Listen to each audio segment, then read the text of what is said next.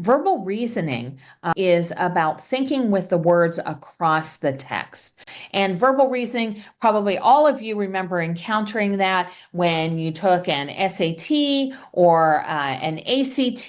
It's a measure that's on there. For some of us, it was the first time that we ever saw that particular phrase. But verbal reasoning actually has a really strong representation within reading research. And by definition, verbal reasoning is your ability to be able to process, to be able to analyze, make sense in logical and critical kinds of ways. In this case, as it applies to written text. Don't get thrown by the word verbal as thinking that it only means about speech. It does absolutely relate to listening comprehension, but also reading comprehension. And think about the relative sophistication of all of these, making inferences, connecting ideas, evaluating arguments.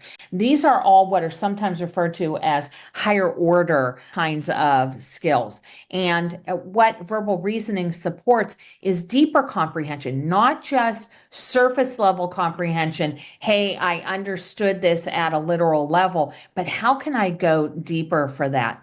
And these are things that teachers can do, especially in modeling how it is that we as readers consider and pay attention to and plan for our learning, monitoring our learning, and reflecting on our learning. That as a reader, being able to ask oneself, what do I need to do to get ready to engage in this lesson? What information on this topic do I already know?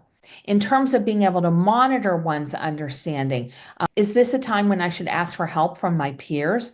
Or where did I get stuck? Or what was the most confusing thing about this information or this process? That's an essential part of being able to engage in verbal reasoning. You have to know where it is that you're getting tripped up. And then also to be able to reflect on the learning. What are the three main points from this lesson? Or how actively was I involved in the learning? What decisions did I make during learning that were either beneficial or that detracted from my learning? Verbal reasoning is something that we can teach toward and we can model how it is that we utilize that. We don't just simply read a couple of paragraphs in our U.S. history book because the teacher asked us to read that and then go on from there. We have to think about, how am I getting ready for this? How am I monitoring my understanding? Am I able to reflect on the learning that I've engaged in? And all of these are essential in order to be able to really gear up students for being able to read.